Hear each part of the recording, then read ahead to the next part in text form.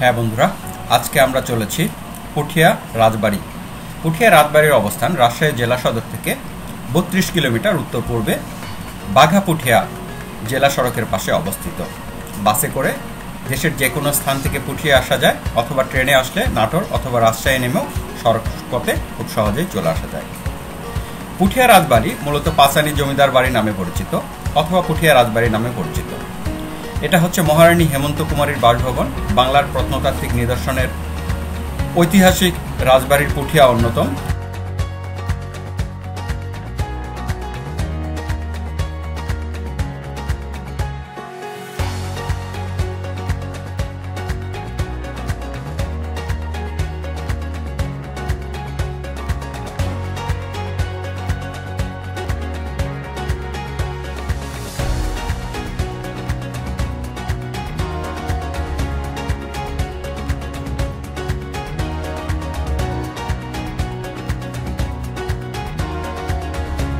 পুঠিয়া রাজবাড়ির আশেপাশে রয়েছে ৬টি রাজদিঘি এবং রয়েছে ৬টি মন্দিরও। এর মধ্যে বড় শিব মন্দির সবচেয়ে বড় এবং সুন্দর।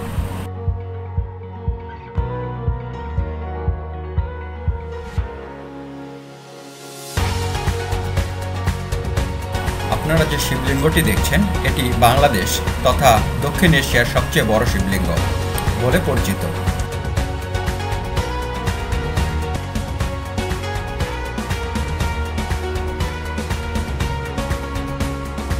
আপনারা এখন দেখছেন বড় শিব মন্দির। এছাড়াও অন্যান্য মন্দিরগুলো আমরা পর্যায়ক্রমে পরিদর্শন করব, যে মন্দিরগুলো টেরাকোটা এবং নির্মাণশৈলী সত্যিই আমাদেরকে অনেক মুগ্ধ করেছে।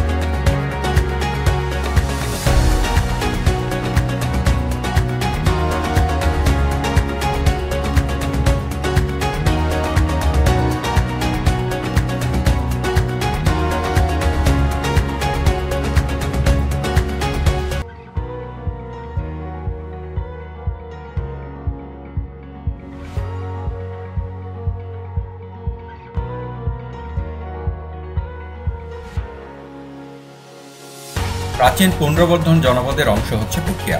বর্তমানে এটি রাজশাহীর একটি উপজেলা মাত্র। বহু বছরের ইতিহাসকারী অসংখ্য প্রত্নতাত্ত্বিক নিদর্শন রয়েছে এই পুঠিয়ায়।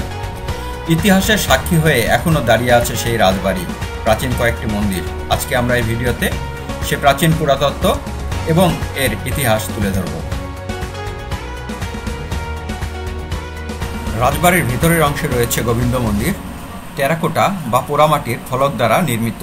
এটা অনেকটা দিনাজপুরের কান্তজির মন্দিরের সঙ্গে সাদৃশ্য খুঁজে পাওয়া যায়। এটাকে পঞ্চরত্ন মন্দিরও বলা হয়।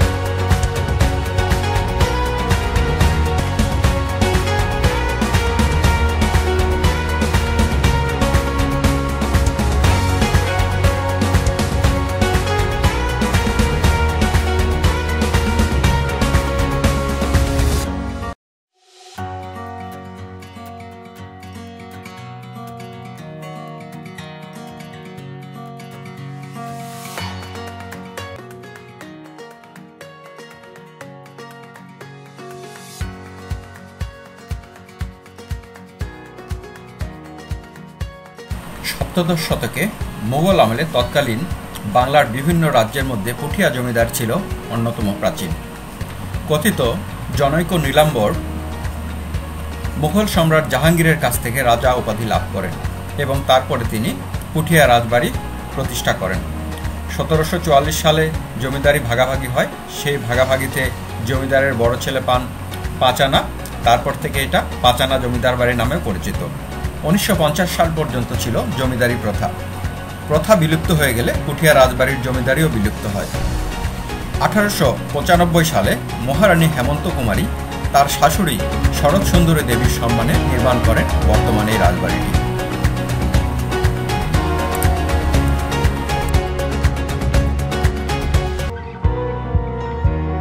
1895 সালে মহারানী হেমন্ত কুমারী দেবী আকর্ষণীয় ইন্দো ইউরোপীয় স্থাপত্য রীতিতে আয়তাকার দ্বিতল বর্তমান রাজবাড়িটি নির্মাণ করেন।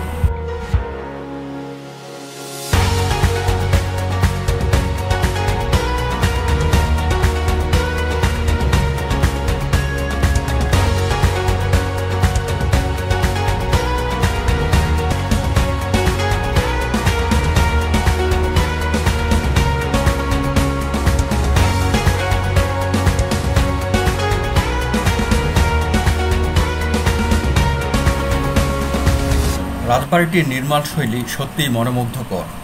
এর প্রতিটি নকশা এবং ডিজাইন যে কাউকে মুগ্ধ করবে।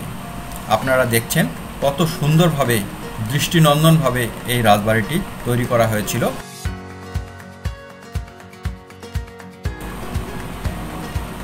এখানে রয়েছে একটি জাদুঘর, যে জাদুঘরে প্রাচীন কিছু মুদ্রা এবং জমিদারদের ব্যবহৃত বেশ কিছু দ্রব্যাদি প্রদর্শন করা হয়েছে এবং অন্যান্য কিছু স্থানের চিত্রও এখানে প্রদর্শিত হয়েছে। আশা করি আপনাদেরও খুব ভালো লাগবে।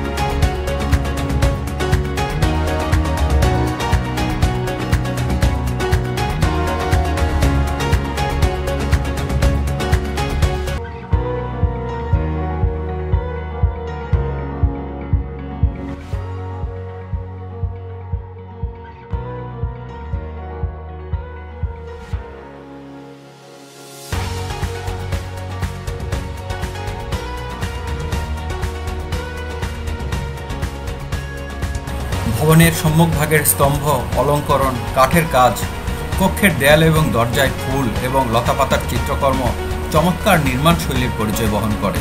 রাজবাড়ির ছাদে লোহার বিম, কাঠের বর্গা, ব্যবহৃত টালি সবকিছুই অতি সুন্দর। নিরাপত্তার জন্য রয়েছে রাজবাড়ির চারপাশে পরীক্ষা এবং পুঠিয়া রাজবাড়ির আশেপাশে রয়েছে আরও দিঘি এবং রানীর স্নানের ঘাট, অন্দরমহল সব মিলিয়ে বিশাল এক রাজবাড়ি প্রাঙ্গণ এটি।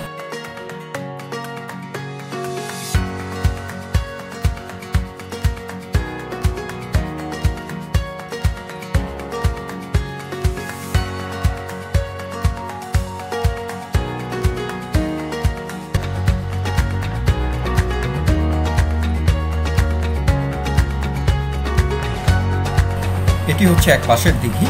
এটা রানীর স্নানঘাটের একটা অংশ এবং পেছনের অংশে রয়েছে আরও বেশ কিছু মন্দির এবং স্থাপনা, সেগুলো অনেক দৃষ্টিনন্দন।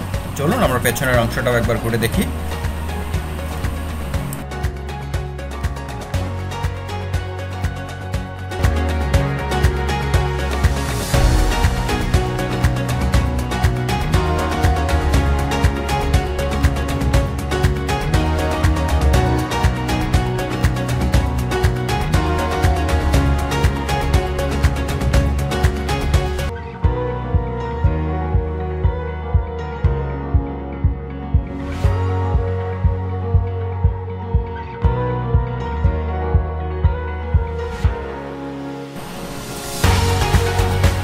এই পাশটা হচ্ছে ভবনের পেছনের অংশ। এখানেও রয়েছে সুন্দর সুন্দর দালান কোঠা এবং বাগান, যেখানে কিনা রাজা রানী অথবা তাদের আত্মীয় পরিজনরা বসবাস করতেন। দেখি আমরা আর ভাবি ইতিহাসের সাক্ষী হয়ে আমরা এখানে আসতে পারলাম।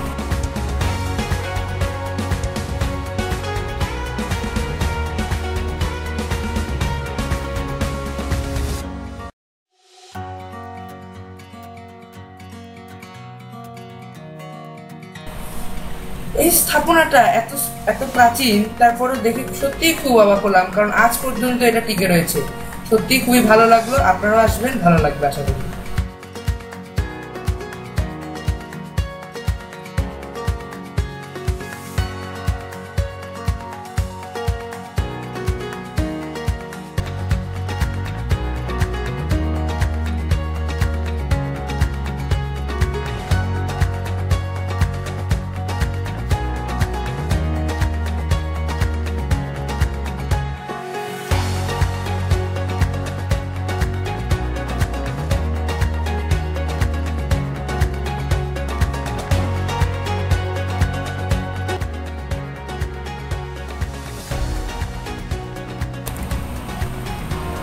এই টেরাকোটা বা পোড়ামাটির ফলক দিয়ে যে মন্দিরের কাজ সত্যিই বিস্ময়কর। কিভাবে এত সূক্ষ্ম কাজ সেই প্রাচীন সময়ে করেছে আমি দেখে বিমুগ্ধ হয়ে গেলাম।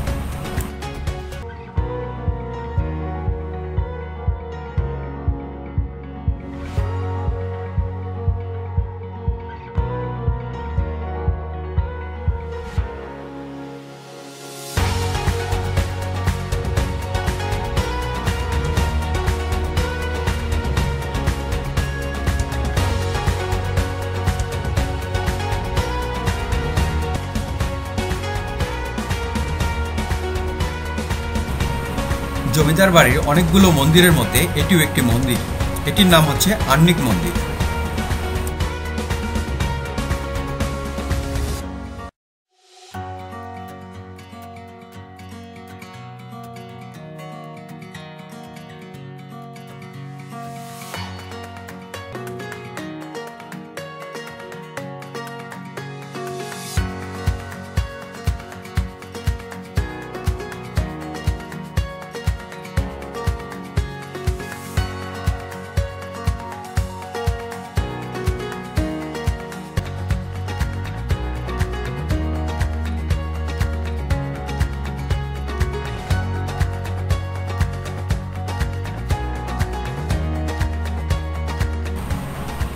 কালের সাক্ষী হয়ে দাঁড়িয়ে আছে এই ঐতিহাসিক রাজবাড়ি।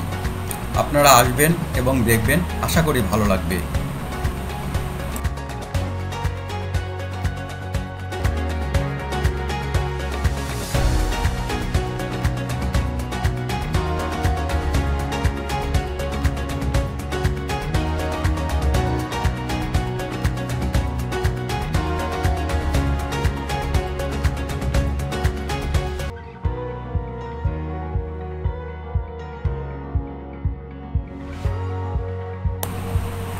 হ্যাঁ ভিউয়ার্স, আমরা বিদায় নিয়েছি অলরেডি পুঠিয়া জমিদার বাড়ি থেকে। আপনাদের জন্য অনেক কষ্ট করে আমরা ভিডিওগুলো তৈরি করে থাকি। যদি ভিডিওগুলো আপনাদের ভালো লাগে থাকে তাহলে আপনারা লাইক কমেন্টস করবেন এবং সাবস্ক্রাইব করবেন পরবর্তী ভিডিও পাওয়ার জন্য। ধন্যবাদ সবাইকে।